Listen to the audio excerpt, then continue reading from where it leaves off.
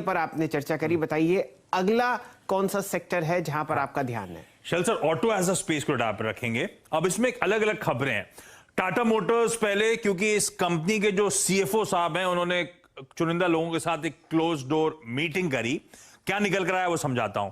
वो कह रहे हैं बहुत रोबस्ट डिमांड जेएलआर से अभी भी मिल रही है।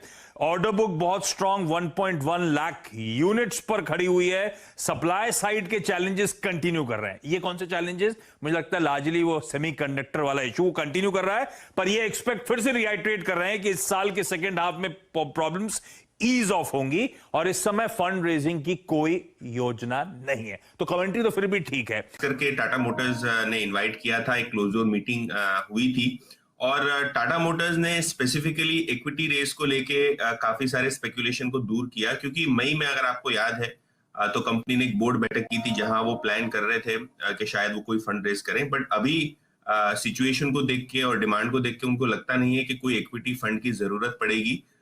वो फंड रेज इसके लिए था कि कोविड में शायद कंपनी को थोड़े बहुत पैसे लगे, तो ओवरऑल बेसिस पे अभी वो इनडेफिनेटली उसको पोस्टपोन कर दिया है फंड रेजिंग प्लान को। ये एक बात हुई।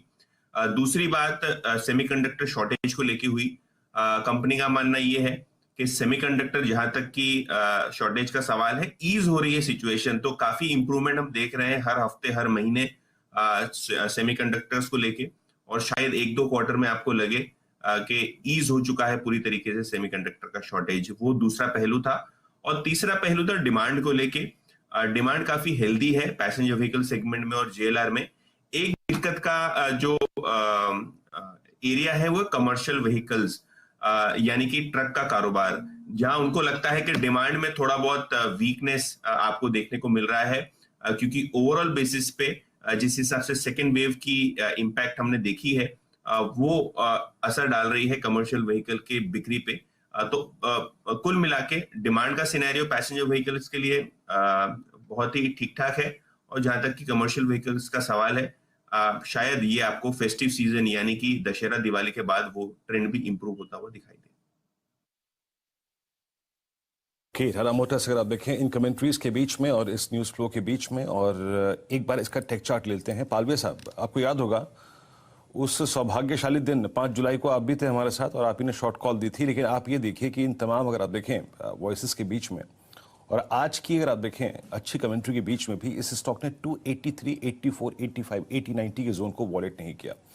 ये कितना बड़ा बेस है ये आपको ही मालूम है, ये मेरे को ही मालूम है। इस प्राइस पर, इस कमेंट्रीज के बीच में 293 पे आपका आउटलुक क्या है इस स्टॉक पे? कैसे अप्रोच करेंगे आप इस स्टॉक को?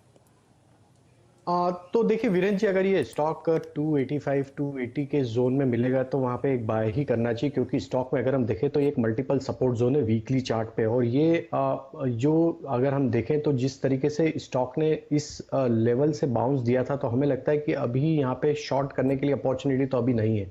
तो ये स्टॉक को अगर 285 280 के आसपास आता है तो वहां पे एक बार बाय किया जा सकता है, क्योंकि वहां से एक स्ट्रॉन्ग पुलबैक के चांसेस बिल्कुल बनते हैं स्टॉक में। ओवरऑल अगर हम देखें तो स्टॉक में अभी भी वीकनेस जरूर है short to medium term setup के हिसाब से, बट उसमें जो हायर साइड का जो एक इंपॉर्टेंट लेवल है जो कि स्टॉक क्रॉस नहीं कर पा रहा है, वो है करीब 310 312 के आसपास का। तो ऊपर में स्टॉक में 310 312 जरूर एक सप्लाई जोन बना रहेगा, बट लोअर साइड पे आज अगर ये मिलता है 285 280 के जोन में, वहां बाय करेंगे। 275 के आसपास स्टॉप लॉस रखे, थोड़ा सा पोजिशनल अगर इसको रखेंगे तो मुझे लगता है कि ये स्टॉक यहाँ से वापस एक पुल बैक बाउंस जरूर देगा। 310 312 एक पहले टारगेट होंगे। अगर वो लेवल को ये स्टॉक क्रॉस कर लेता है तो फिर हमें लगता है कि ये स्टॉक में एक अच्छी अपसाइड बनने के पूरे चांसेस है। Please subscribe our channel and hit the bell icon for latest and fastest stock related news.